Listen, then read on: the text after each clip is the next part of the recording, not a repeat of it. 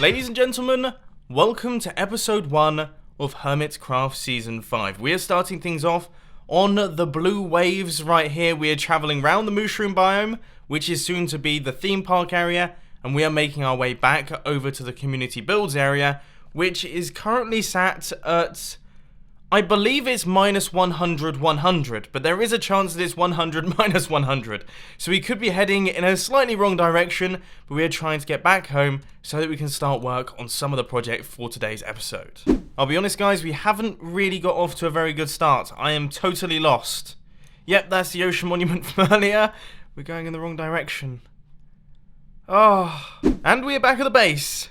It is looking just as good as I remember. Right now, this is all I've got to my name. As you can see, we've got a little bit of cobblestone, some diamonds, a little bit of lapis, some redstone here and there. We've got ourselves a music disc, which is quite good, but we don't have ourselves a jukebox, which isn't so good. But we are being kind of showed up by a lot of the other hermits. There's some seriously cool looking builds going on here. What happened to dirt huts? The server's only been up for like 3 days. Why isn't there should be at least one dirt hut on the server, and there isn't any, just these really pretty builds right here. So we're definitely going to have to up our game, but for the time being, I want to improve this situation. Right now, we don't have a lot of resources, so I'm going to do a 1 hour long mining session, and you guys know the drill. I want you to head down to the comment section and let me know how many resources you think I'm going to get. How many diamonds, how much coal, how much redstone, gold, lapis, and iron you think I'm going to get during this 1 hour. The closest person to the real total wins. I'll let you know what you win at the end of the hour. So in today's Timelapse Chat, I want to talk to you very quickly about Hermitcraft and this season, because although I laid out my plans in episode 0, I said, yeah, I'm going to be making an ocean monument, I'm going to be building everything underwater, I'm going to be trying my best to create a garden farm. These are all of the things that I'm going to be doing. What I didn't say is I kind of want some feedback from you guys on the things that you like and dislike about my videos.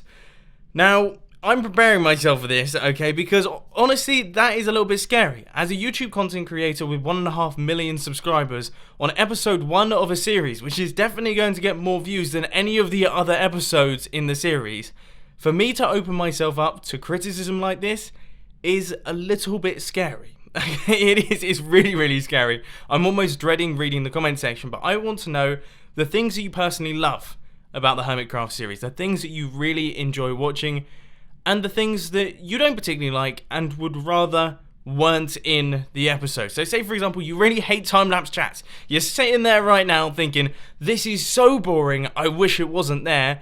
Write that down in the comments. Say, hey, I don't particularly like the Timelapse Chats, I wish there was less of them. If you really don't like fast-paced progress updates, let me know. If you want to see more chatting and just talky generalness, then let me know down in the comment section. I want to know this right at the very start so that I can kind of base the style of recording and the way that I create these videos around your feedback, because I want this Hermitcraft season to be the best Hermitcraft season for both me and also you guys as the viewers.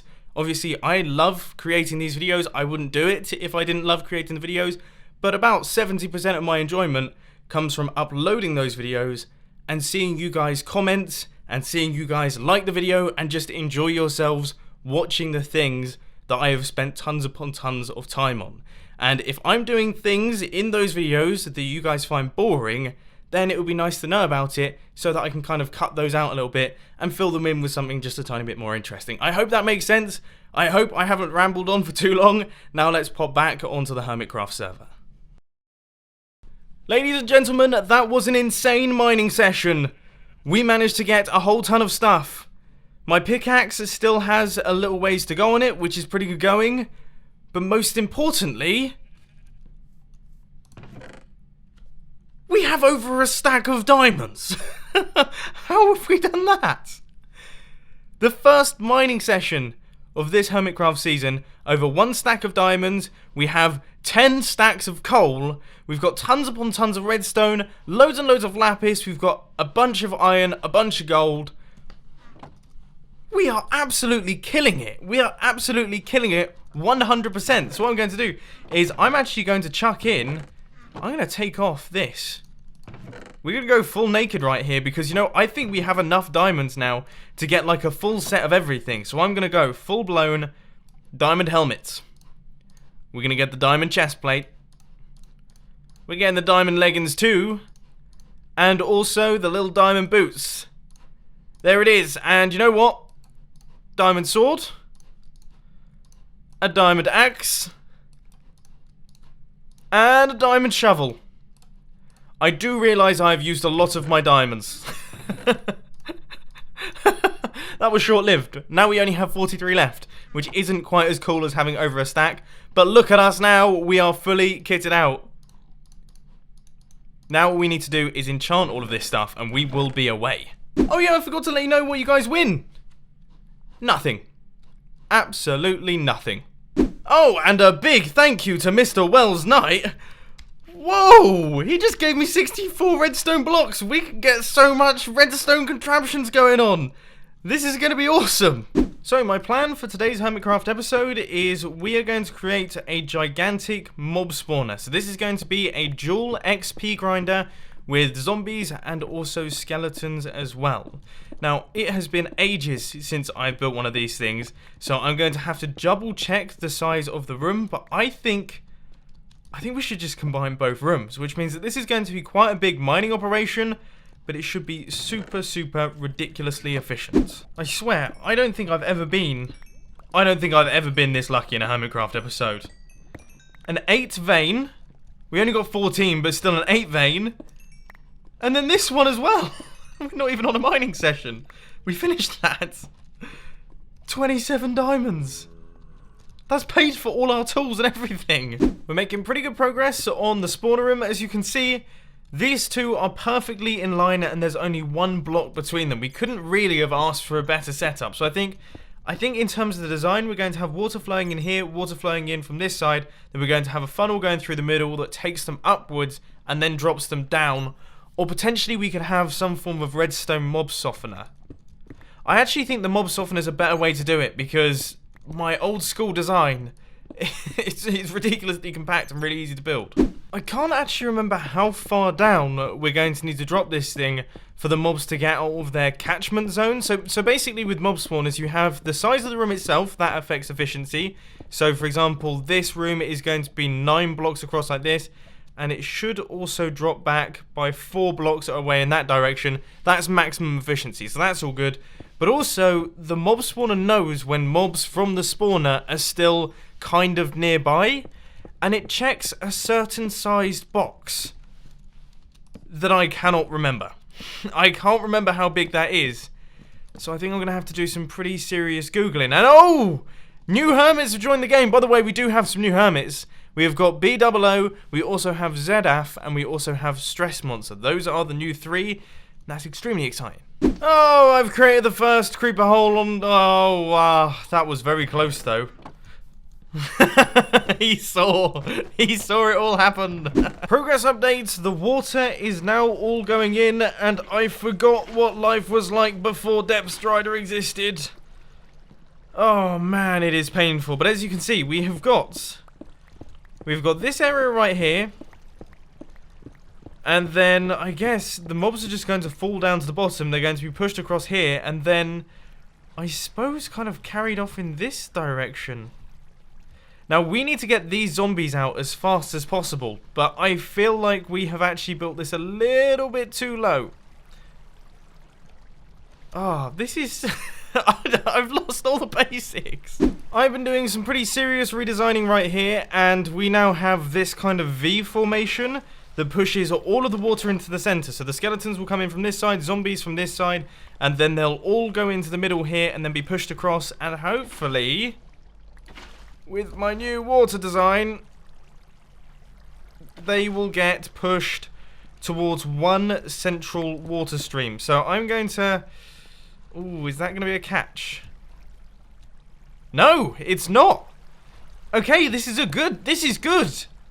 Awesome. Okay, so hopefully that should funnel all of the mobs down into a one wide area. Now, that is one of those things that you say with a kind of pinch of salt, as mobs do get stuck in these sorts of situations all the time.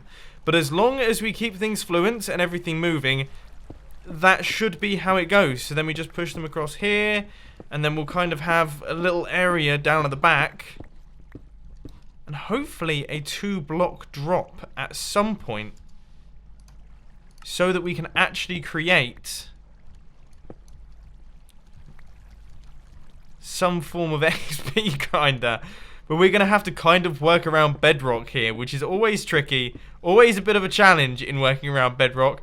We could have the dispenser there, and then that could be where we kill them.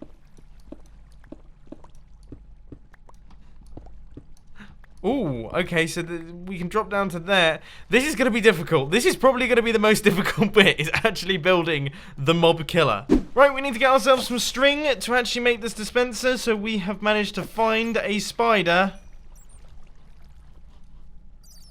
And he didn't drop anything.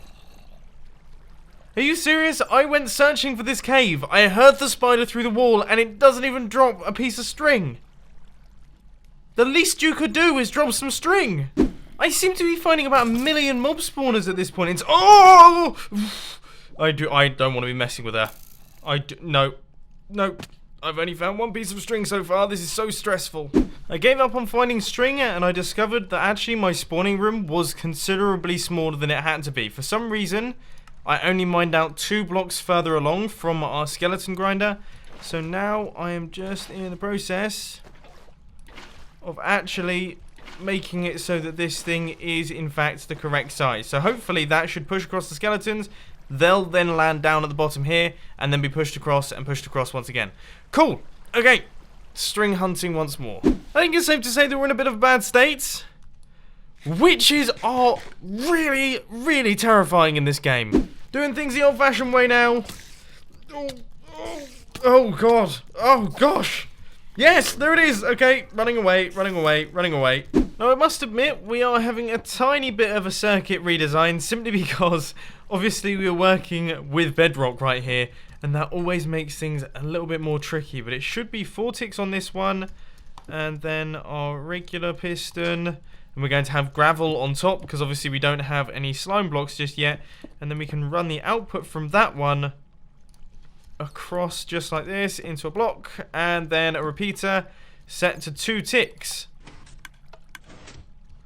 Okay, so by the sounds of things, that is our lava dispenser all done. We have the water flowing system all done as well, which I'm trying my best to fight against. I think that's it. Obviously we need to make like a holding chamber and an AFK area, but other than that we're all good. So we now have a couple of these guys actually drop down in the system. We have 2 skeletons. If we hit the button...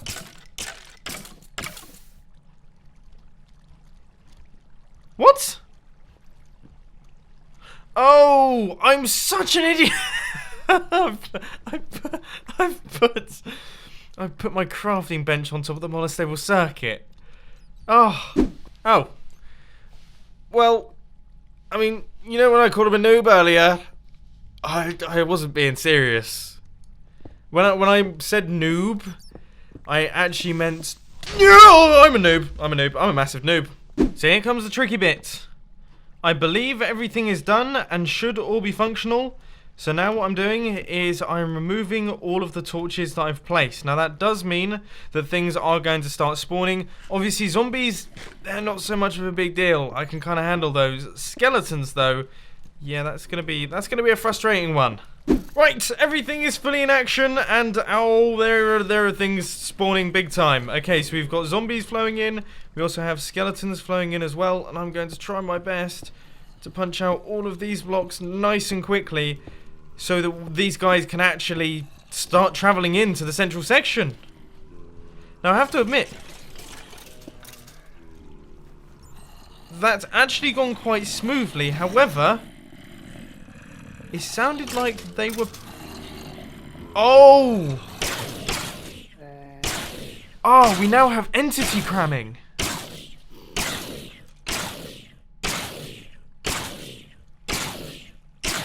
Oh.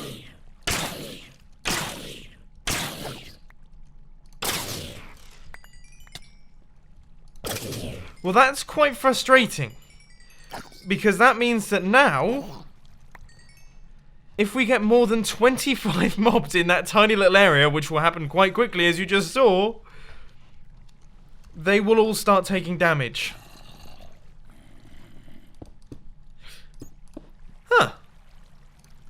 not think of that. Did not think of that at all. Oh, that is a big flaw in the design. Big time. That being said, it does seem to work okay. I mean, everything is kind of kicking into action quite nicely. We're killing things relatively quickly, and yeah, it's working well. This thing is actually working pretty nicely. Look, you hit the button. Some of them do kind of... Oh, a lot of them are dying. As I say, some of them die, and then... Okay, all of them died. Alright, well, I guess there's no AFK farming in this series. Protection 4 on the boots, 1, 2, 3, and awesome! Yes! We got Depth Strider. Would have liked Feather Falling 4, but that is epic. That is so handy. My favourite enchantment in all of the world. Right, okay. Thorns 2, yeah, sure. That seems pretty good to me.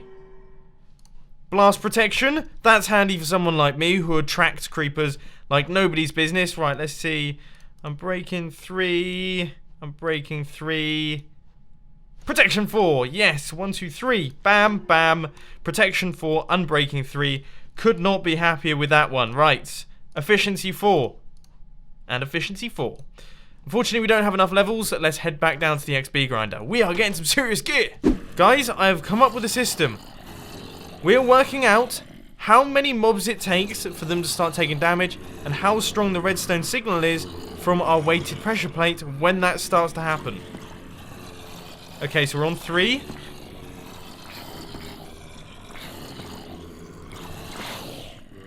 Okay. So as you can see, when the redstone signal strength gets to 3, that means that we are in entity cramming zone, which means that we can actually shut off our little mob system to stop any more mobs from coming in. It's genius! This is gonna work! The system isn't perfect, but it seems to function. Look, the redstone is powered, this piston's extended across, and if we hit this button, we should have the perfect number of mobs in this area right here for a minimum amount of death. So they're still taking damage. We lost one. There we go.